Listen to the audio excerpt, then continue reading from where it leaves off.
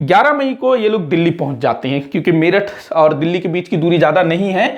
तो यहाँ पर यहाँ का जो इंचार्ज होता है, जो अंग्रेज अधिकारी था, रिप्ले, कैप्टन रिप्ले, कैप्टन या फिर कर्नल कुछ भी हो, तो रिप्ले यहाँ का जो है सैन्य अधिकारी था जिसने इनको रोकने की कोशिश की। कर्नल रिप्ले याद रखेंगे। तो जो विद्रोही सैनिक है वो दिल्ली पहुंचते हैं, तो कर्नल रिप्ले ये जो है अपने सैनिकों को लेकर के मेरठ के इन विद्रोही सैनिकों को रोकने का प्रयास करता है। लेकिन रिप्ले के पास जो सेना थी ना, उसमें अधिकतर भारतीय सैनिक थे। तो इसके जितने भी भारतीय सैनिक होते हैं सब विद्रोहियों से जा मिलते हैं, और बेचारा जो रिप्ले है उसके पास कुछ अंग्रेज सैनिक रहे होंगे। तो जो कर्नल रिप्ले है यहां मारा जाता है। ये 11 मई 1857 की बात है। इसके बाद 12 मई 1857 को दिल्ली पर विद्रोहियों का अधिकार हो जाता है, मतलब कि क्रांतिकारियों का। देखिए, क्रांतिकारी कहना चाहिए, लेकिन जितनी भी पुस्तकें उठा लो, विद्रोही विद्रोही विद्रोही। हालांकि देखें तो विद्रोह कहना भी कोई गलत नहीं है, क्योंकि उस समय अंग्रेजों का शासन था। अंग्रेजों के शासन में जो भारतीयों ने विद्रोह कर दिया क्योंकि उनका शासन उनको पसंद नहीं आ रहा था, तो वो भी कोई गलत शब्द नहीं है। तो 12 मई सन 1857 को दिल्ली पर अधिकार कर लिया जाता है। अब देखिए, दिल्ली जो कि उस समय मुगलों का केंद्र हुआ करता था, केंद्र क्या, एक तरह से जो अंग्रेज जब चाहे तब उनको हटा सकते थे। हम लोगों ने पिछले वाले वीडियो में देखा था कि अंग्रेज किस तरह से मुगल बादशाह को अपमानित कर रहे थे। तो इस समय मुगल बादशाह थे बहादुर शाह जफर। बहादुर शाह जफर। अच्छा, ये जो जफर है ना, इनकी उपाधि थी। इनका जो नाम के बाद ना द्वितीय भी लगता है, क्योंकि एक बहादुर शाह 1707 में औरंगजेब की मृत्यु के बाद मुगल बादशाह बना था ना, 7वें नंबर का बादशाह सन 1707 से 1712 तक था बहादुर शाह प्रथम। ये बहादुर शाह द्वितीय, इसकी उपाधि थी जफर। शायरी वायरी लिखता था ये जफर नाम से। तो बहादुर शाह जफर या बहादुर शाह द्वितीय। इसकी उम्र लगभग इस समय होगी 80 साल। 80 साल का बूढ़ा था। कितने वर्ष इसकी उम्र रही? 80 वर्ष। ये भी इंपॉर्टेंट है, यहां लिख देते हैं। वैसे 80 वर्ष के ना और भी कोई थे जिन्होंने इस विद्रोह में अंग्रेजों की हालत खराब करके रख दी थी, बताऊंगा मैं आगे। तो बहादुर शाह द्वितीय ये 80 वर्ष का था, बूढ़ा हो गया था, और उतना ये ना योग्य नहीं था, क्योंकि अंग्रेजों ने ना इसको मतलब पेंशन वेंशन देते थे, और अपना ये लाल किला में ही रहता था, महल के अंदर सारा विलासितापूर्ण जीवन व्यतीत करता था। ये शायरी वायरी लिख लिख के पड़े रहता था। तो कोई उतना मतलब योग्य था नहीं, न ही इसमें नेतृत्व क्षमता थी। लेकिन जो क्रांतिकारी थे, जो विद्रोही थे, विद्रोही सैनिक थे, उन्होंने एक मत होकर के बोला कि भाई हम दिल्ली चलते हैं, और वहां का जो बादशाह है, क्योंकि देखो जो मुगल थे ना, उनका ही एक समय पूरे भारत में रूल चलता था। तो सैनिकों ने बोला कि हमको नेता चाहिए। किसको हम नेता चुनेंगे? मुगल बादशाह बहादुर शाह द्वितीय को, चाहे वो बूढ़ा हो गया हो, क्योंकि कहीं ना कहीं इसके नाम को वो लोग यूज करना चाहते थे। मतलब बहादुर शाह के नाम को नहीं, मुगल बादशाह के नाम को वो लोग यूज करना चाहते थे। और यही कारण था कि बहादुर शाह जफर को लोग अपना नेता स्वीकार करते। आगे चल करके ना, जब कानपुर से नाना साहिब, वो जब विद्रोह का नेतृत्व करते हैं, खुद को पेशवा घोषित कर देते हैं, तो नाना साहिब भी बहादुर शाह जफर को स्वीकार करते हैं कि वो भारत के बादशाह हैं, मैं उनके अधीनस्थ पेशवा हूं। मतलब कि यहां पर जो है ना, ये नहीं था कि किसी ने अलग से अपने आप को भारत का बादशाह या फिर भारत का शासक घोषित किया, ऐसा नहीं था। सब यहां पर एक मत थे। यहां एक और चीज ध्यान रखेंगे, जो सैनिक थे ना, विद्रोही सैनिक थे, उसमें बहुत सारे हिंदू भी थे, बहुत सारे मुस्लिम भी थे। तो जो हिंदू सैनिक थे ना, उन्होंने भी बहादुर शाह द्वितीय को अपना नेता स्वीकार करने में बिल्कुल भी आनाकानी नहीं दिखाई। मतलब एक मत होकर के हाँ बहादुर शाह द्वितीय को। देखो, जो सैनिक थे उस टाइम पे कोई बहुत बड़े पढ़े लिखे नहीं होते थे, बिल्कुल मतलब अनपढ़ होते थे, कुछ थोड़ा बहुत पढ़ना लिखना जानते थे, अधिकतर अनपढ़ ही होते थे, बस उनका शरीर जो है बलशाली होता था। तो सब जो है स्वीकार लेते हैं बहादुर शाह द्वितीय को। और मुस्लिम मतलब हिंदू और मुस्लिम दोनों ना इस संघर्ष में एक साथ लड़ रहे थे। कहीं भी इनको यहाँ ना 1857 की क्रांति में कहीं भी ये देखने को नहीं मिलता है कि हिंदू और मुस्लिमों के बीच में कोई लड़ाई हुई, कोई मतभेद हुआ, नहीं, ऐसा बिल्कुल कहीं देखने को नहीं मिलता है।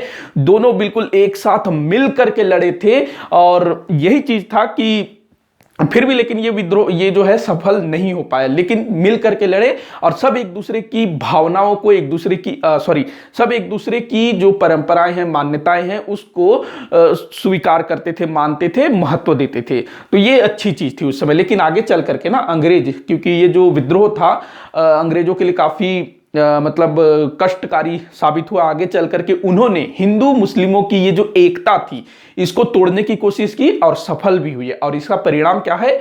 पाकिस्तान। आप लोग देख रहे हैं ना, पाकिस्तान का गठन हुआ। वो अंग्रेजों की यही हिंदू और मुस्लिमों को अलग करो, लड़ा दो आपस में, फूट डालो, राज करो वाली थी ना।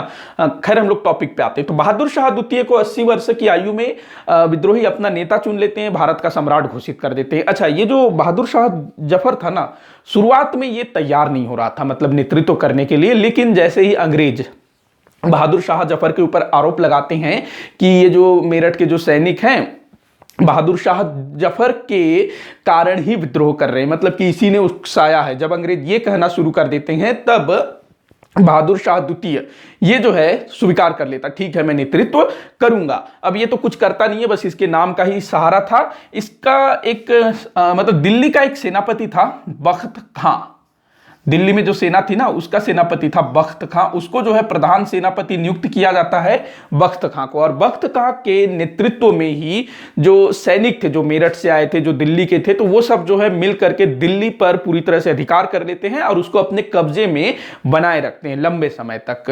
तो ये चीज ध्यान रखिएगा। अच्छा, बहादुर शाह द्वितीय के नाम से फिर ना बाकी जितने भी राज्य हैं उनको खत लिखा जाता है, संदेश भेजा जाता है कि जो इस विद्रोह में साथ दो, शामिल हो, अंग्रेजों को भगाना है और अपना भारतीयों का शासन लाना है। तो इस टाइप से बहादुर शाह द्वितीय के नाम से पत्र वत्र सबको लिखा जाता है, जितने भी राज्य उस समय थे, राजे महाराजे तो वक्त का। अब देखिए, जैसे ही दिल्ली को अंग्रेजों से मुक्त कराया गया 12 मई सन 1857 को, तो दिल्ली के आसपास के जो क्षेत्र थे ना, दिल्ली से जो लगे हुए जो क्षेत्र थे, वो लोग वहां पर विद्रोह होना शुरू हो जाता है बहुत जल्दी, वहां पर विद्रोह होना शुरू हो जाता है।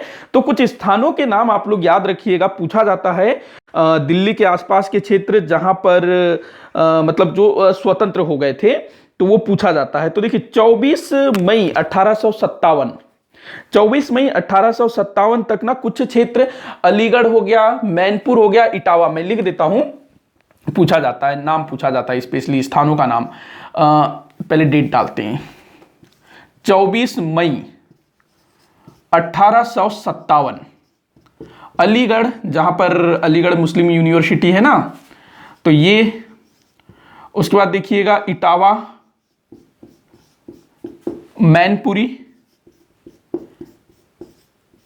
ये जो है अपने आप को स्वतंत्र घोषित कर देते हैं। यहां जो अंग्रेज अधिकारी होते हैं उनको जो है मार भगाया जाता है। तो ये 3 स्थानों का नाम याद रखेंगे 24 मई 1857 तक, इनको जो है यहां पर जो है स्वतंत्रता की घोषणा कर दी गई थी। इसके बाद 31 मई सन 1857, 31 मई सन 1857, 31 मई सन 1857, ये जो 31 मई है विद्रोह की तिथि थी, मतलब इसी टाइम से शुरू करना था। तो इस तिथि तक ना खान बहादुर खां, नाम इंपॉर्टेंट है, ध्यान रखना है। खान बहादुर खां, इन्होंने कुछ क्षेत्रों पर विद्रोह उत्पन्न करवा दिया, स्पेशली बरेली। पूछा जाता है बरेली से किसने नेतृत्व किया था? खान बहादुर खां ने। बरेली याद रखेंगे, बिजनौर, इसके बाद अगला नाम याद रखेंगे फर्रुखाबाद,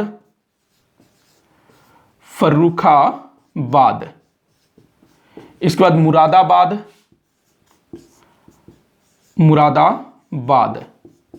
मुरादाबाद की कांच की चूड़ियां फेमस होती है ना, फर्रुखाबाद, मुरादाबाद, ये सब जो है 31 मई तक यहां विद्रोह उत्पन्न हो गया था। इनके अलावा कुछ और नाम है, जैसे कि शाहजहांपुर और बदायूं। शाहजहांपुर,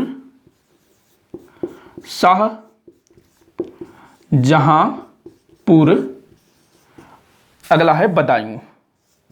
तो इनमें ना 31 मई 1857 तक ये जो खान बहादुर खां हैं इनके नेतृत्व में विद्रोह हो गया था। स्पेशली बरेली का नाम आपको याद रखना है खान बहादुर खां को लेकर के।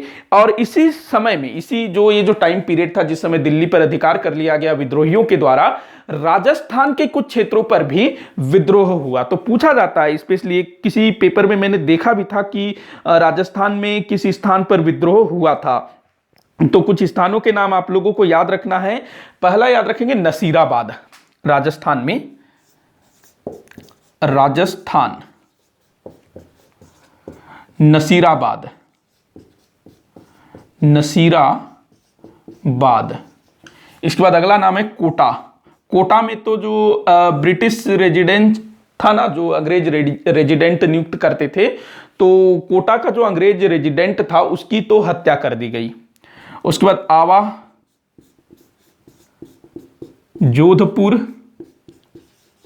इन स्थानों पर विद्रोह हुआ था। एक और स्थान है नसीराबाद, आवा, जोधपुर, उसके बाद कोटा, नीमच, एक स्थान है नीमच, राजस्थान में है ना नीमच। यहां से शायद बहुत सारे लोग फौज में जाते हैं, जहां तक नीमच से, अगर कोई नीमच से है तो बताइएगा। फौज में जाते हैं मेरे ख्याल से नीमच से काफी सारे लोग, क्योंकि मेरे जो भाई साहब हैं, बड़े भाई, वो सीआरपीएफ में हैं, तो वो बताते हैं नीमच से काफी लोग हैं। तो राजस्थान में नसीराबाद, कोटा, आवा, जोधपुर और नीमच, यहां पर विद्रोह हुआ इसी आसपास। और कोटा के अंग्रेज रेजिडेंट की हत्या कर दी गई। 31 मई 1857 तक खान बहादुर खां के नेतृत्व में स्पेशली बरेली, उसके बाद बिजनौर, फर्रुखाबाद, मुरादाबाद, शाहजहांपुर और बदायूं में विद्रोह हुआ। वहीं 24 मई 1857 तक अलीगढ़, इटावा और मैनपुरी ने अपने आप को स्वतंत्र घोषित कर लिया था। तो इन कुछ स्थलों का नाम आप लोग याद रखेंगे। ये जो है दिल्ली में जब अधिकार हो गया विद्रोहियों का, तब की घटनाएं हैं। अब हम लोग देखते हैं, इसका आप लोग अगर स्क्रीनशॉट लेना चाहो तो ले सकते हो। अब हम लोग बात करते हैं कि जो अंग्रेज थे उन्होंने क्या किया। मतलब भाई कोशिश तो की होगी ना कि दिल्ली को फिर से छुड़ाया जाए, विद्रोहियों से मुक्त करवाया जाए, कोशिश तो की होगी ना, बिल्कुल कोशिश की। तो देखिए, जो अंग्रेज थे अब परेशान हो गए कि भाई क्या किया जाए, किससे मदद लिया जाए, क्योंकि भारतीय सैनिक जो दिल्ली में पोस्टेड थे तो वो लोग भी जो है विद्रोहियों से जा मिले हैं। तो यहां पर अंग्रेज क्या करते हैं, सिख रेजिमेंट का सहारा लेते हैं। सिखों को मतलब जो पंजाब है वहां से है ना सिख, तो पंजाब का विलय कुछ ही वर्ष पहले ब्रिटिश ईस्ट इंडिया कंपनी के क्षेत्र में हुआ था, डलहौजी के समय में। और जो सिख थे उनको बड़ी संख्या में फौज में शामिल किया जा रहा था, और सिख जो है अभी तक तटस्थ थे। तो अच्छा, एक चीज और, मैंने बताया कि जो बहादुर शाह जफर थे, जब उनको नेता चुना गया तो बहादुर शाह जफर के नाम से सभी राज्यों को खत लिखे गए, संदेश भेजे गए कि विद्रोह में शामिल हो। सिखों को भी भेजा गया था कि विद्रोह में शामिल होइए। लेकिन जो अंग्रेज थे यहां पर जो है सिखों को बरगलाते हैं कि तुम इस विद्रोह में किसका साथ दोगे, क्योंकि बहादुर शाह जफर उसको नेता बना दिया गया है। तो अंग्रेज क्या बोलते हैं सिखों से कि ये जो बहादुर शाह जफर है कौन है, मुगल है, मुगलों का वंशज है, जहांगीर का वंशज है, औरंगजेब का वंशज है। और जो सिखों का मुगलों के साथ जो इतिहास रहा है वो उतना अच्छा नहीं रहा है। तो अंग्रेज बोलते हैं कि तुम्हारे गुरु तेंग बहादुर जी, उसके बाद अर्जुन देव जी, उनकी हत्याएं की है किन्होंने, इन मुगलों ने, और उसी के वंशज का तुम साथ दोगे। तो ये चीज जो है सिखों के मन में घुस जाता है कि हम भाई काहे को मुगलों का साथ देंगे, मतलब अभी जो है हम बहादुर शाह जफर या फिर विद्रोहियों का साथ देंगे, फिर से मुगलों का अधिकार हो जाएगा, मुगल आ जाएंगे फिर से, फिर हमारा क्या होगा। तो इस टाइप से उनके मन में आता होगा, मतलब अंग्रेज भर देते हैं। एक तरह से अगर हम लोग यहां देखें ना, तो जो अंग्रेज हैं सिख और मुस्लिम या फिर कहें हिंदू, इनको जो है थोड़ा सा दूर दूर करने में कामयाब रहे थे, सिखों को स्पेशली। तो सिख जो है अंग्रेजों के बातों में आ जाते हैं और पुराना इतिहास देखते हुए वो इस विद्रोह से किनारा कर लेते हैं और अंग्रेजों के विश्वास पात्र वफादार बने रहते हैं। तो जो सिख रेजिमेंट है उसको लेके आया जाता है, मतलब उसकी सहायता ली जाती है और दिल्ली पर फिर से कब्जा करने का कोशिश किया जाता है। लेकिन बख्त खां, जिसको कि दिल्ली का सेनापति नियुक्त किया गया है, उसके नेतृत्व में विद्रोही वीरतापूर्वक लड़ते हैं। लेकिन अंततः सितंबर 1857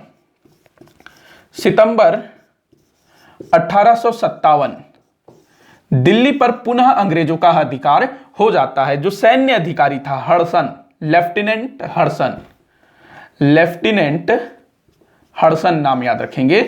इसके नेतृत्व में सिख रेजिमेंट लेके आया था ना ये, तो इसके नेतृत्व में, लेफ्टिनेंट हडसन के नेतृत्व में सितंबर 1857 को पुनः अंग्रेजों का दिल्ली पर अधिकार हो जाता है। एक अंग्रेज अधिकारी का नाम याद रखेंगे, जॉन निकलसन। जॉन निकलसन ये यहां पर मारा गया था, मतलब जॉन निकलसन का जान ही निकल गया था, ऐसे आप बोल सकते हो। तो जॉन निकलसन अंग्रेज सैन्य अधिकारी था जो कि इस मतलब दिल्ली में मारा जाता है विद्रोहियों से लड़ते हुए। तो पूछा जाता है जॉन निकलसन कहां मारा गया था। एक मैंने बताया कर्नल रिप्ले, वो भी मारा गया था। तो जॉन निकलसन मारा गया, लेकिन लेफ्टिनेंट हडसन इसको सफलता मिलती है सितंबर 1857 में। जो बहादुर शाह जफर हैं वो गिरफ्तार कर लिए जाते हैं। कहां से पकड़े गए थे बहादुर शाह जफर? तो हुमायूं के मकबरे से। किसी परीक्षा में ये पूछा गया है कि ये कहां से पकड़े गए, और शायद केबीसी में भी पूछा गया है।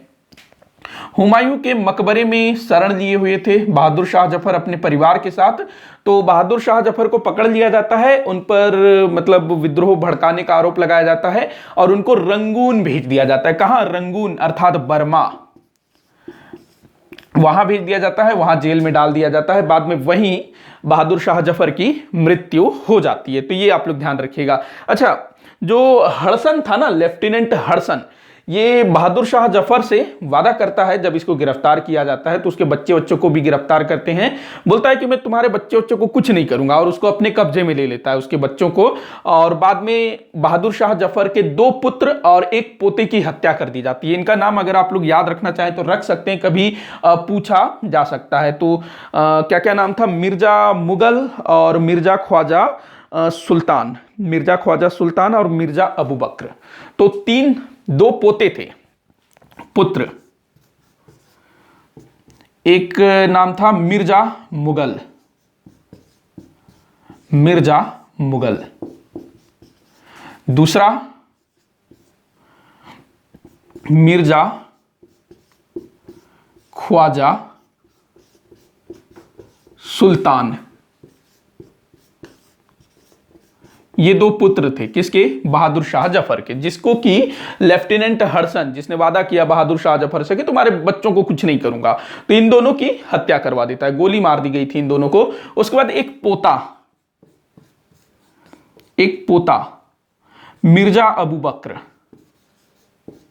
मतलब अंग्रेजों का ये था कि अगर ये लोग जिंदा रहेंगे तो कल के दिन दावा कर सकते हैं कि भाई ये हमारे अब्बा का वो है, इस टाइप से, मतलब हम यहाँ के उत्तराधिकारी हैं, इस टाइप से। अबू बकर, माफी चाहूंगा, यहां पर लगेगा ये अबू बकर। ये जो है पोता था, और ये 2 पुत्र थे, मार दिए गए, और बहादुर शाह जफर को देश से बाहर निकाल दिया गया, मतलब देश निकाला दे दिया गया बेचारे को। और वो कहां चला गया? रंगून, वहीं उसकी डेथ हो गई। तो इस तरह से दिल्ली पर पुनः अंग्रेजों का अधिकार हो जाता है सितंबर 1857 में।